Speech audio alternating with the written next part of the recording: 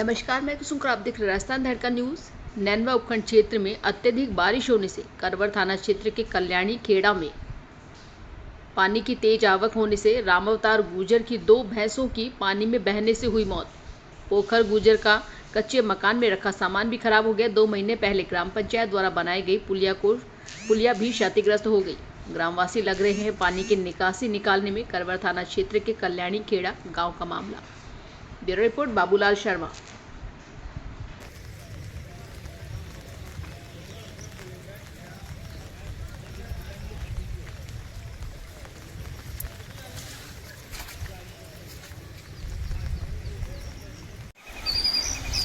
कल्याणी खेड़ा में पानी लबालब।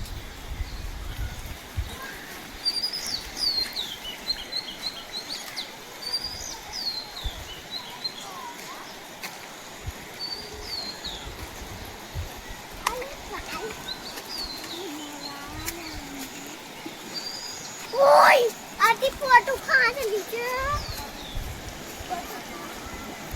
आपने